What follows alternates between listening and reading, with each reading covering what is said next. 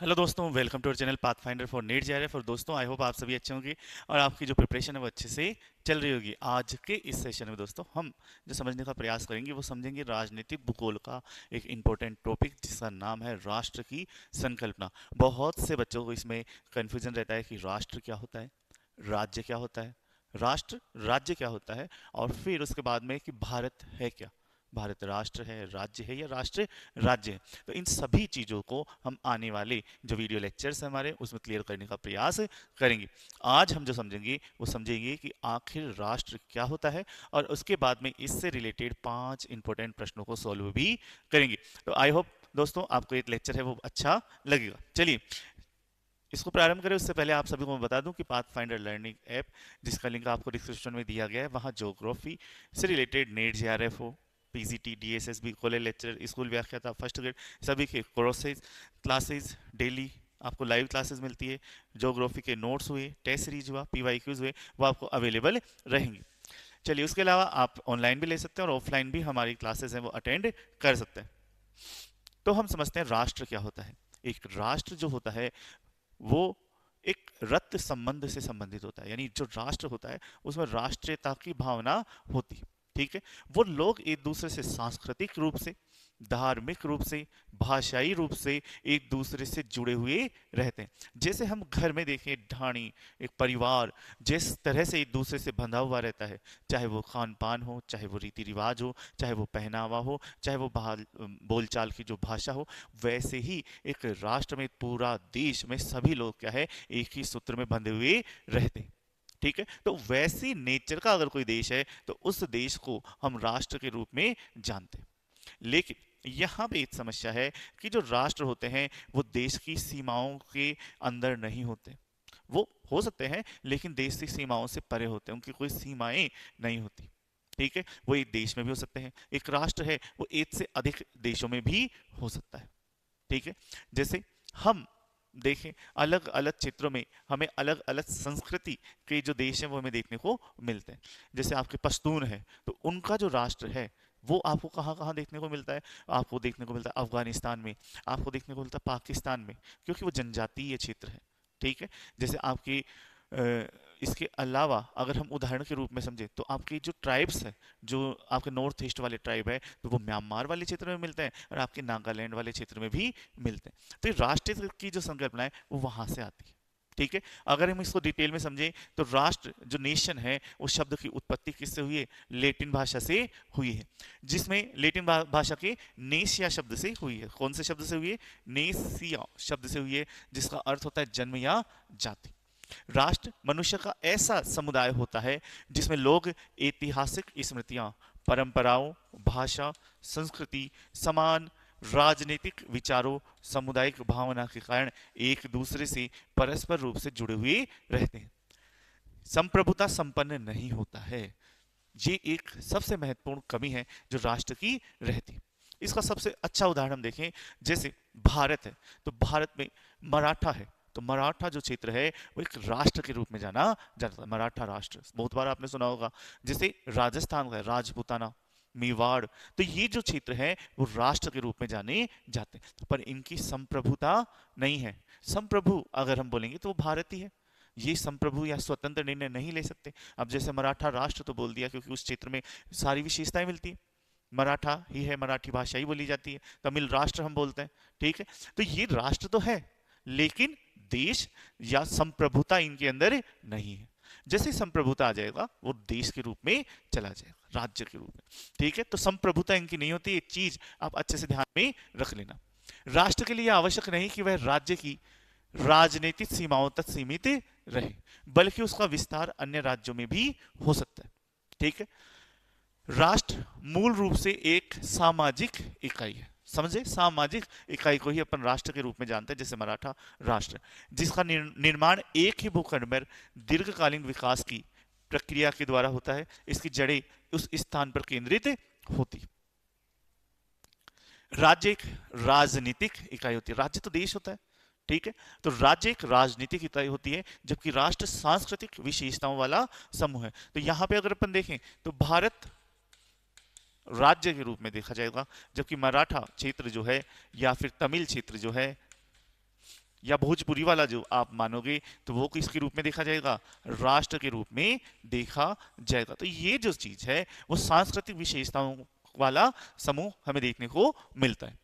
राष्ट्र के लिए यह आवश्यक नहीं कि वह राज्य की सीमाओं तक ही सीमित रहे, बल्कि उसका विस्तार राजनीतिक सीमाओं के परि दूसरे क्षेत्रों में भी हो सकता है। जैसे पंजाब है ना, पंजाब राष्ट्र तो था लेकिन उसको बांट दिया, आधा पाकिस्तान में चला गया, आधा भारत में। तो राजनीतिक सीमाएं तो बट गई लेकिन राष्ट्र तो उधर भी है इधर भी है। समझे, ये है।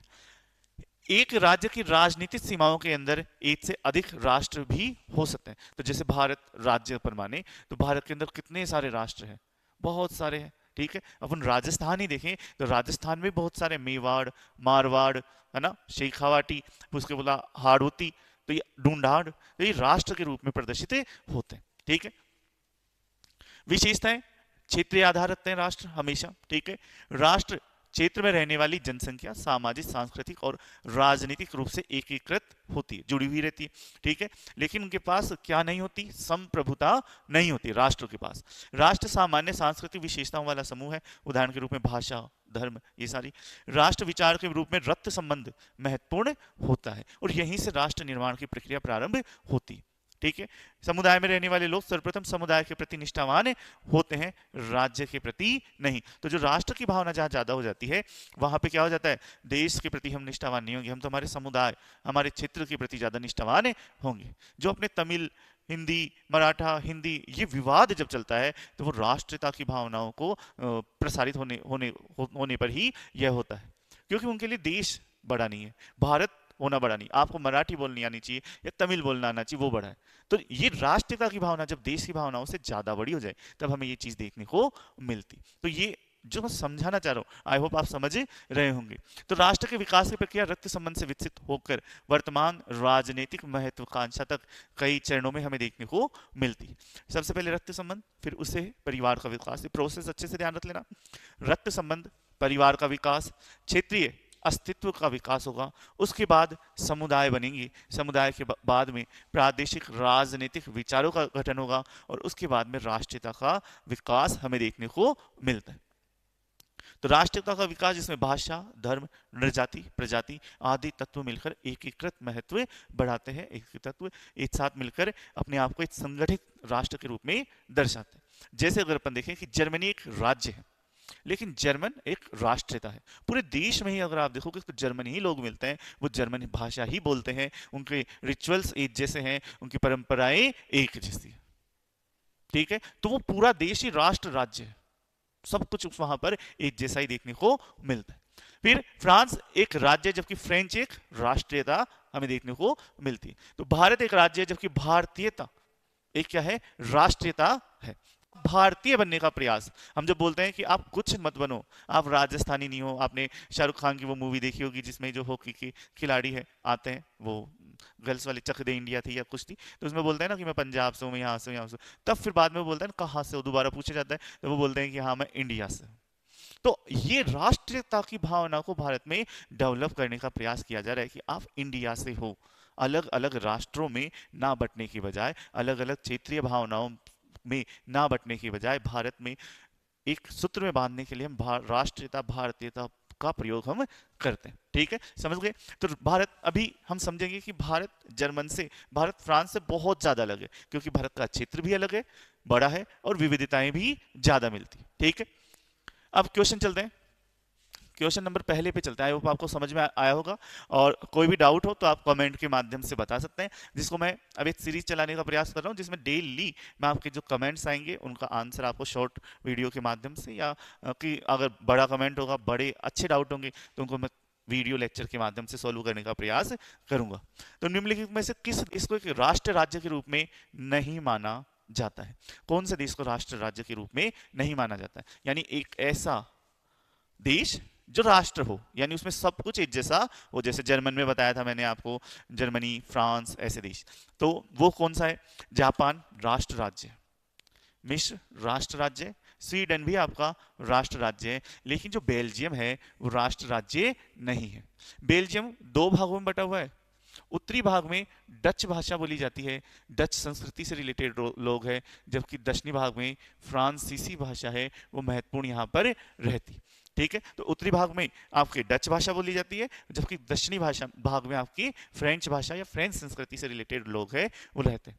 तो इसलिए यहाँ पर आप बोल सकते हैं कि बहुराष्ट्र वाला राज्य है। यहाँ पे दो तरह की संस्कृति, दो तरह के कल्चर वाले लोग रहते हैं। और भारत में तो फिर गिनते ही जाओ आप, ठीक है। तो ये है, इस तरह से भारत को राष्ट्र बोलना मतलब अभी की स्थिति में थोड़ा उचित नहीं रहता है, लेकिन अपन जो देखेंगे कि क्लास लेंगे जिसमें हम जानेंगे कि क्यों भारत को हम राष्ट्र बोलते हैं और क्यों भारत राष्ट्र नहीं है, तो है क्या ये भी जानेंगे, ठीक है।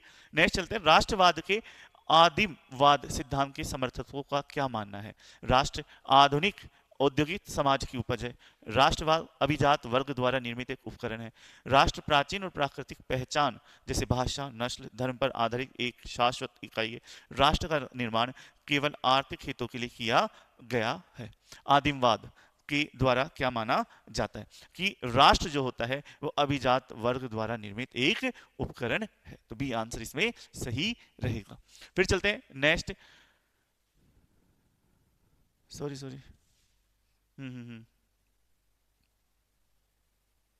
हाँ, ये 3 नंबर क्वेश्चन हो जाएगा। राजनीतिक भूगोल में राष्ट्र की नहीं, ये क्या कर दिया मैंने, आदिमवाद, तो इसमें हो जाएगा सी। राष्ट्र प्राचीन और सांस्कृतिक पहचान पर आधारित एक शाश्वत इकाई है। फिर आते हैं राजनीतिक भूगोल में राष्ट्र की संकल्पना के संदर्भ में निम्नलिखित कथनों पर विचार करें। राष्ट्र एक ऐसी जनसंख्या है जो साझा ऐतिहासिक विरासत, भाषा और सांस्कृतिक पहचान से जुड़ी हुई है। एकदम सही स्टेटमेंट है। राष्ट्र का अस्तित्व सदैव एक निश्चित भौगोलिक सीमा और संप्रभुता पर निर्भर करता है। तो ये जो जहां पे संप्रभुता है गई वो राष्ट्र को न बताकर राज्य को बताती, तो ये स्टेटमेंट गलत हो जाएगा। राष्ट्र एक मनोवैज्ञानिक और सांस्कृतिक इकाई है, जबकि राज्य कानूनी और क्षेत्रीय इकाई है। तो ये भी स्टेटमेंट सही है। तो आंसर 1 और 3 हो जाएगा। आंसर हो जाएगा आपका सी, आंसर आपका सही रहेगा। फिर चलते हैं नेक्स्ट, निम्नलिखित में से कौन सा एक विद्वान राष्ट्र को एक कल्पित समुदाय के रूप में परिभाषित करता है, मानता है। तो वो कौन है, फेडरिक रेलजेंड, बेनेडिक्ट एंडरसन, रिचर्ड हार्टसन या कार्ल हाउसावर। तो वो कौन सा विद्वान मानता है, बेनेडिक्ट एंडरसन इसको कल्पित राज्य के रूप में मानता है या कल्पित समुदाय के रूप में मानता है। लास्ट चलते हैं अपन 5 नंबर क्वेश्चन, रिचर्ड हार्टसन के अनुसार वह कौन सा बल है जो एक राष्ट्र राज्य को जोड़कर रखता है और उसे विखंडित होने से बचाता है। देखो 2 तरह के बल होते हैं, एक तो तोड़ने वाला केंद्र की, एक तो जोड़ने वाला केंद्र की ओर लाने वाला, और एक तोड़ने वाला, ठीक है। तो जब अपकेंद्रीय बल की बात करें, जो अपकेंद्रीय बल होते हैं वो तोड़ने वाले होते हैं, और जो अभिकेंद्रीय बल होते हैं वो जोड़ने वाले होते हैं। जोड़ने वाले बलों में जैसे आपकी झंडा हो गया, फ्लैग हो गया, आपकी राष्ट्रगीत हो गए, राष्ट्रगान हो गए, आपका कोई आज़ादी में योगदान हो गया साथ, तो वो सारी चीज़ें जोड़ने वाली होती। लेकिन बांटने वाली कौन कौन सी, जैसे भाषाई विविधता, जैसे धार्मिक विविधता, तो वो तोड़ने वाली चीज़ों में शामिल होंगी, ठीक है। तो यहाँ पे कौन सा हो जाएगा, अभी केंद्रीय बल जो जोड़ने वाली भूमिका निभाएंगे, ठीक है। तो इस तरह से आप इनको ध्यान में रख लेना, ठीक है। तो आई होप आपको ये लेक्चर है वो अच्छा लगा होगा, समझ में आया होगा। कोई भी आपके डाउट हो तो कमेंट के माध्यम से मेरे को पूछ सकते हैं, ठीक है दोस्तों। साथ ही साथ जाने से पहले फिर से बता दूं, पाथफाइंडर लर्निंग ऐप जिसका लिंक डिस्क्रिप्शन में दिया हुआ है, वहाँ आपको सभी कोर्सेज हैं वो अवेलेबल है, जहाँ क्लासेस, नोट्स, टेस्ट सीरीज आपको अवेलेबल है। उसके साथ साथ ऑनलाइन और ऑफलाइन क्लासेस भी हमारी अवेलेबल है। धन्यवाद दोस्तों।